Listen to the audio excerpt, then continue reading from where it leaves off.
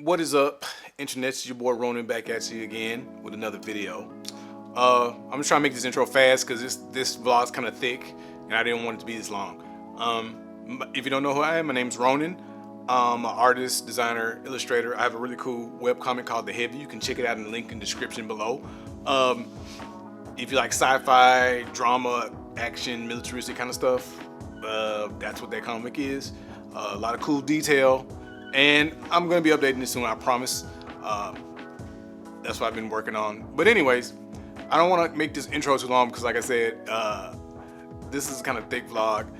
Sorry I've been away for a while, but you know, stuff just, it's been a rough couple of weeks as far as work is concerned, not life. But sometimes you just have those weeks, man, where time period where just nothing worked right. You don't like anything you do. So I haven't been liking my work lately, to be honest with you. And I didn't have anything I thought was good or interesting to put on video. So, yeah, that's all I can say.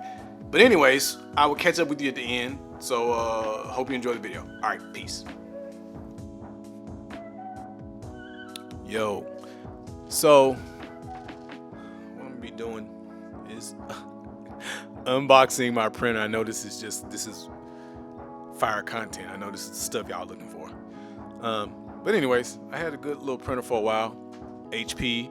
I had this a good 10 years, and I think it's even older than that because it used to be my roommate's. So she probably had it a year or two before I had it, and she gave it to me. So I've had it for probably about 10 years, and it's finally stopped working on me. But it was good for me because I print. I like to do very analog work. So what I do a lot of times is I will like I like to do things like almost like instead of drawing on a tablet, a lot of times what I like to do is, especially when I'm doing vector drawings, I'll print out a drawing I did, make modifications to it, scan it back in, and then trace over those modifications in like Illustrator or whatever. So I kind of do the same thing that you would do on a tablet, but I just do it, you know, analog or whatever. So yeah, I had a good, what is this? See? Oh, I need to make sure that I can throw that away. My mom gave me that. But anyways, but I have a really big scanner. You can see here. It's hard to hold this camera and push my chair at the same time. But I got a big scanner right here. As you can see, what is this? Some sketches. So anyways, this is not the largest scanner you can get, but it's like the level right below the largest scanner. And I use this to scan like 11 by 14 drawings. But now I got a new printer. Well, a refurbished printer anyway. No use in buying a new printer. So we're going to hook it up. I think it's wireless too. So I got the printer set up. It was pretty boring. So I didn't do that on film. But I'm kind of mad. It's one of these top loading printers, which I don't like because those are kind of garbage as far as trying to load the paper in. They don't always load in correctly. So I'm a little ticked about that. I should have paid more attention to it when I ordered it. But you know, it is what it is. Also, because it's wireless, you have to go through their app to use it. So it's kind of like, I mean, I like the fact that it's wireless, but then on top of that, it's like, well, if I don't have the internet or my Wi-Fi is down or something, I can't print stuff or I can't scan stuff, which is, you know, it's kind of annoying, man. So I don't know. Maybe I'll be finding another printer soon. We'll see. Also, let's see. One of the main reasons I had to get a new printer, not just because I needed one, but I had a couple orders. So I don't talk about this a lot. I actually have a t-shirt company. This is not a. It's hard to hold this up, and maybe I'll just throw some up on screen. But I got a t-shirt company, and I you know, I design. I'm also a graphic designer, so I design like cool shirts and stuff. This is an already packed order, but you know, I make cool stuff, not just comic book type stuff. Like here's one. This is like one of the postcards you get with it. You know, I write a handwritten note on there. I also make stuff like I make pretty cool like pins. I don't know if you can see that. Let's see. No, I'm gonna turn on autofocus. Hold on a sec. autofocus. Maybe this will focus on it. Yeah, there you go. So I make cool pens. This is my Viper's pen. I also have a cool pen called Nero. Focus.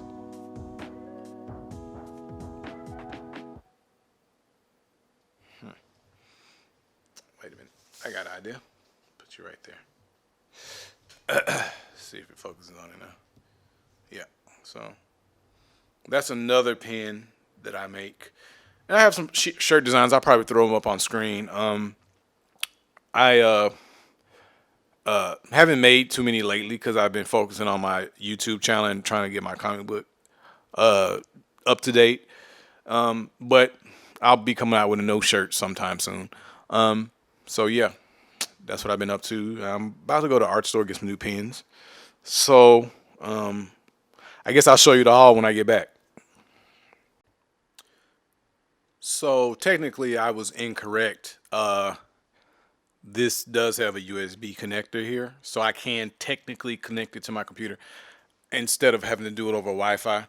I mean, I tried it, didn't really work right, but I don't know.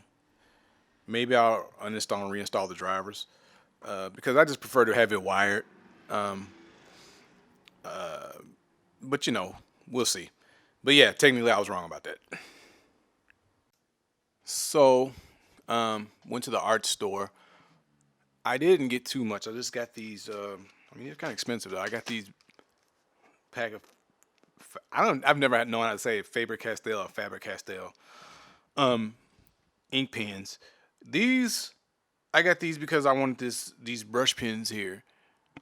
I also got some art gum. That's about it. But these were rather expensive, so that's about all I was able to get.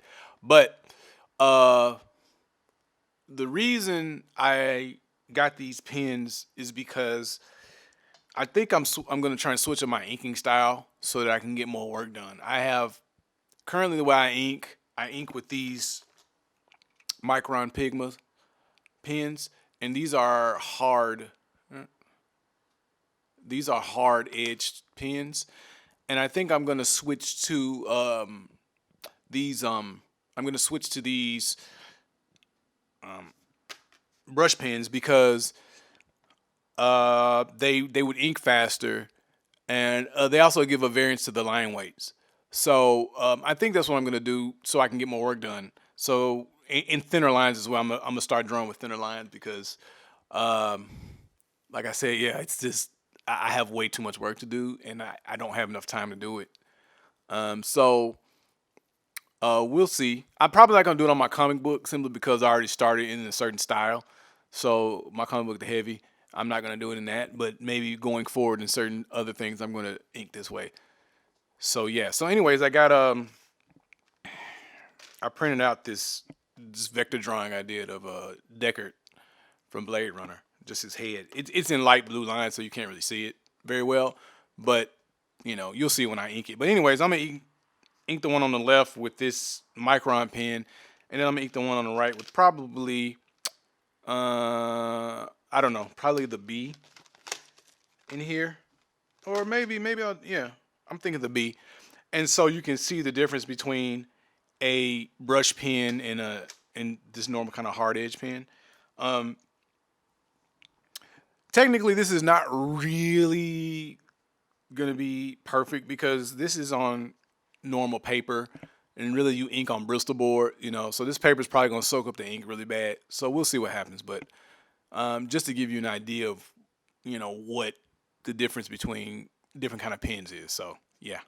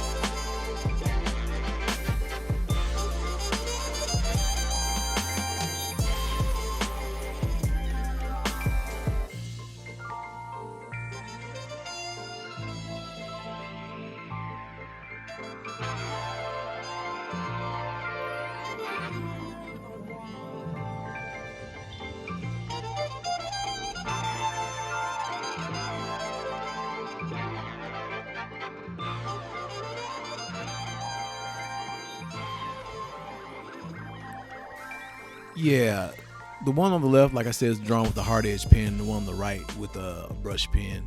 I actually used 2 different brush pens on that one. But yeah, I think the paper might have soaked it up a little bit, so you can't really see the difference. If I tried to vary the lines too much, the lines would have got super sloppy. But I will say it inked way faster. Like the one on the left took like 19 minutes to ink, and then the one on the right probably took something like 12 minutes to ink. So yeah, way faster.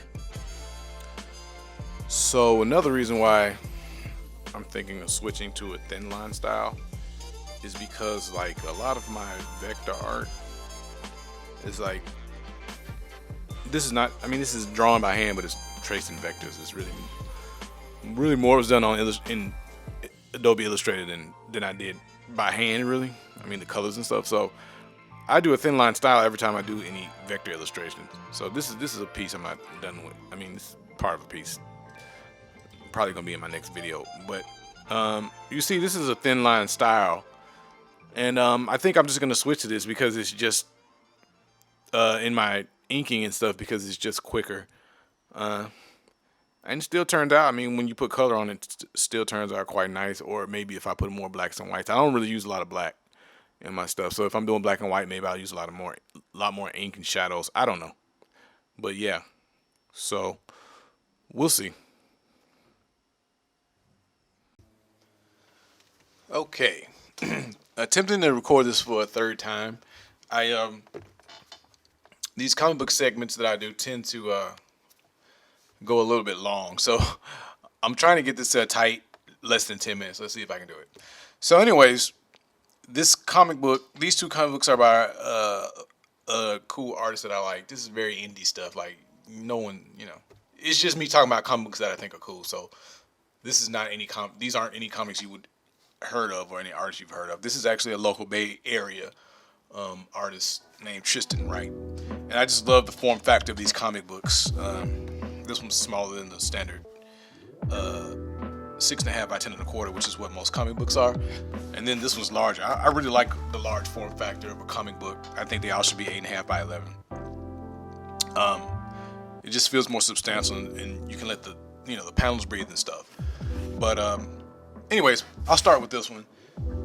This guy's more of a cartoonist than, let's say, a comic book artist. And the reason I say that is that, like, some of his work is more like interested in the idea of making a comic book, or what you can do with comics, not necessarily the story or the characters or anything. Like, both of these comic books and most of these comic books are just like one shots. It's not very much you can do. I mean, sometimes with a short amount of space, with 22 pages or whatever.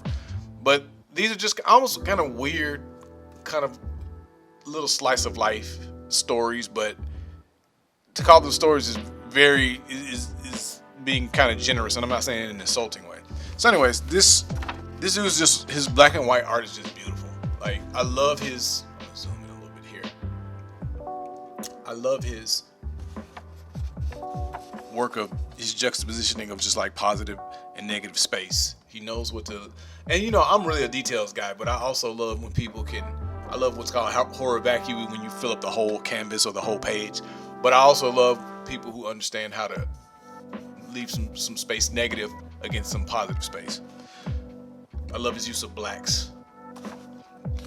So anyways, this is a weird little comic book. It's about this like hippie dude has this garden, this old hippie, and he has there's this little weird creature that lives in the garden, and it's called a spheedle. And basically it's kind of like a garden pest. It tears up his garden, eats everything up, and is destroying everything. Like, I mean, look at this page. I just love it. Look at how this panel, the way he did the plants, the leaves, it just kind of frames itself. This panel here is just beautiful. And again, his inked areas as opposed to the areas that he leaves, open, is just wonderful. And then, of course, the negative space, like I said, he creates the panel with the leaves. He creates kind of a border with the leaves.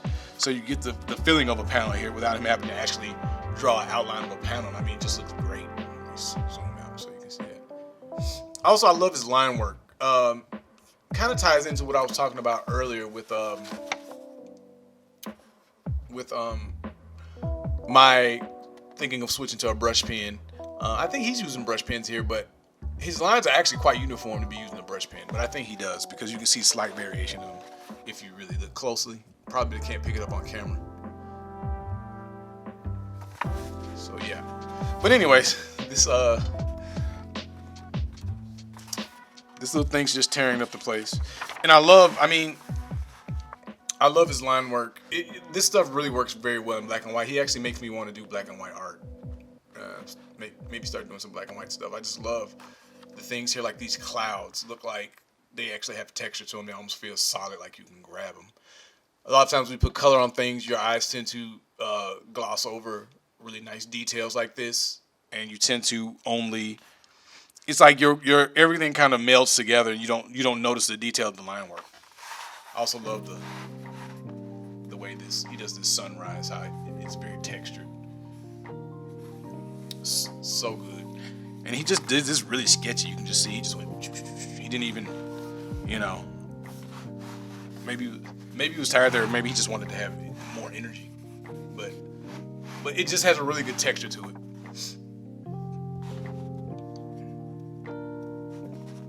And again, just this empty panel, all this negative space, juxtaposing immediately against this one. You know what I mean? Like, although you don't read it that way, you read it this way, this way, this way, this way. But just this balance, he understands what he's doing. This dude's a really good illustrator. I like this dude. So anyways, the guy's in his garden, and he comes across this fetal. And then this fetal's been, tearing his stuff up. And, it's running away from him. It's a little mischievous thing. It's laughing and stuff. And then he kills it. He ends up hitting it with an arrow and kills it. And then he ends up cooking it. And he eats it. He eats it and serves it to his girlfriend or his wife. I don't know. But just I love the negative. Like I said, the blacks and the whites, just the negative versus positive space is just so awesome. And so he eats it, and nothing really happens in the comic book. There's no technically a climax or anything like that. It's not like the fetal was ruining their life or anything. It was just kind of like a little pest. And so oh, look at that. Just, again, this use of negative space. So good. But anyways, it's like this fetal was just like a little pest, and he killed it and ate it. And then at the end here, you got, looks like another fetal growing. And again, the negative space's use of this is just wonderful. And it's crying at the end here. Little drawing. And I don't even know if this takes place in the comic book actually, or if it's just some little aside that you put in the comic. I don't know if this technically is supposed to take place right after this. It's showing the fetal grow, I guess. But and again, is him crying? Is this part of the comic book, or is it just a nice little illustration at the end? I don't know.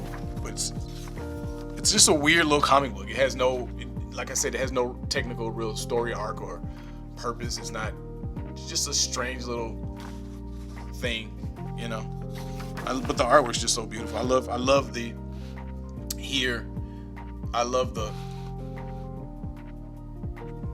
this pattern work here. It almost reminds me of like an etching or a woodblock print or something like that. Man, this is going too long already. I gotta speed up. All right. But anyways, great form factor. I love this comic book. It's kind of expensive. It's like $8, but it's worth it. It's independent comics, man. They're expensive. You know what I mean?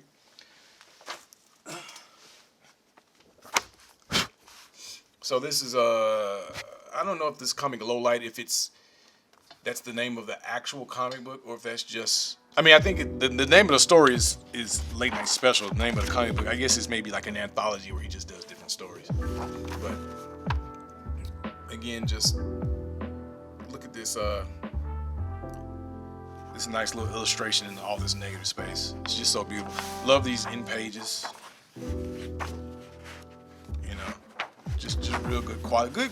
Pretty good design work. Knowing when to let the art breathe, you know what I mean? Not overdoing the design. So anyways, this is about this girl in Oakland. Or all of his comic books, like I said, he's a Bay Area artist, so all of his comic books take place in the Bay Area. And this girl lives in Oakland, and was working late at a work function, and she misses her BART train.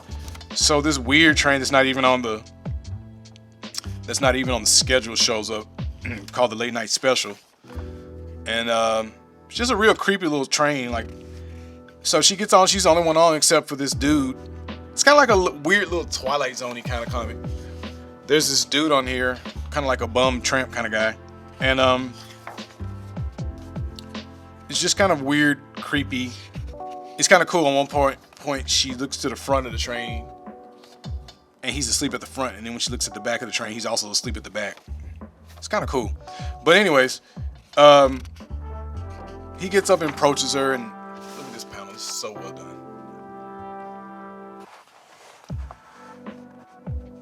This circular panel where he's approaching her, I just love it. It breaks up this, a grid can get kind of boring after a while. So like he knows when to break things up and stuff like that, which I just really like. But anyways, it's just a weird comic about him. The guy just kind of waxes philosophically about, them being on the train, and are you ever going anywhere really? Is anything really changing? Just there's kind of no purpose to this comic book. It's just kind of like them having kind of an existential conversation. There's no what's the word I'm looking for? There's no stakes or anything like that. It's just, I don't know, just a weird little slice of life kind of mixed in with a little bit of Twilight Zone.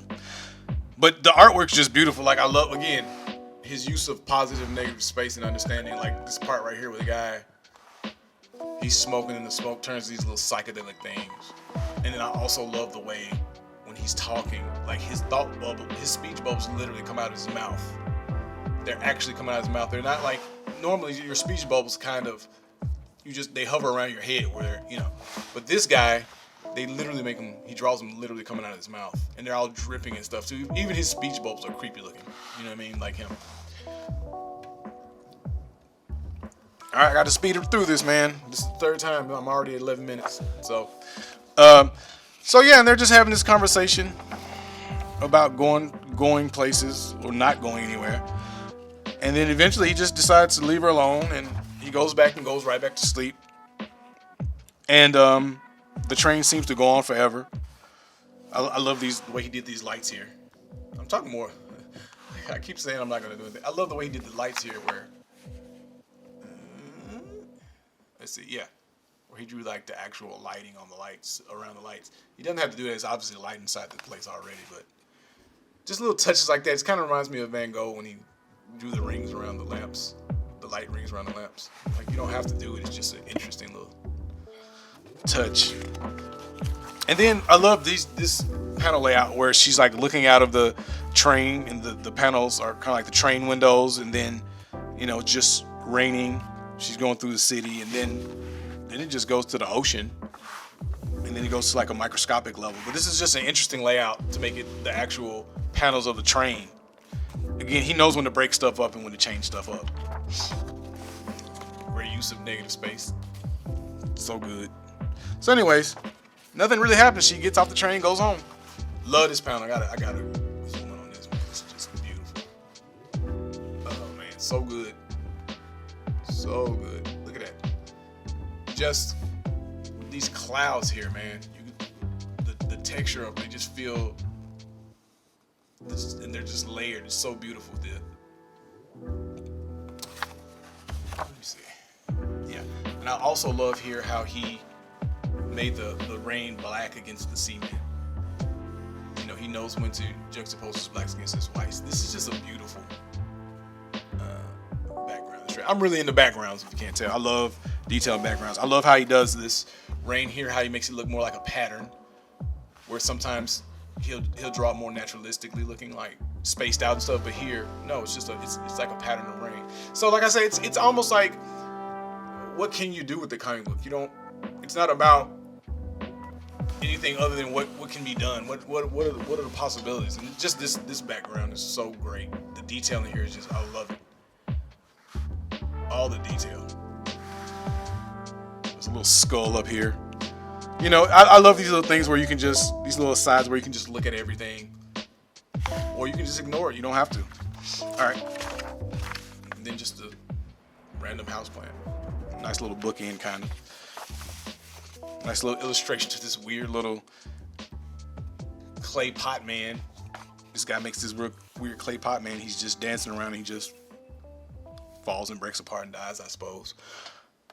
Has nothing to do with the story. He just added it at the end. So yeah, it's not really a traditional comic book. It's more like I said, it's about, you know, cartooning, the act of cartooning. What can you do? What can you not do? I mean, you can pretty much do anything, which he does a lot of interesting things in this comic book. Like I said, with the bubbles and his speech bubbles and you know, you can make the panels windows on the train. You can do any types of things. So it's really, I'm not gonna call it experimental because it's not, but it's just a really interesting, cool comic book. Creepy dude at the end. So yeah, this is Tristan Wright, local artist. Like I said, I really like this dude's art style. So yeah, third time's a charm. So that was the video. Hope you enjoyed it. Like I said, that last thing I had to record it a couple of times because it just I was just going way over. So I have quite a few comic books. I think from now on in every vlog I'll just talk about a comic book that I think is really cool. But anyway, I appreciate you hanging out with me today. If you enjoyed it, please like, subscribe, comment, share, all that good stuff. It really helps me out. And I'm gonna get out of here because I don't want to take up too much more of your time. So I'll catch you in the next one. All right, peace.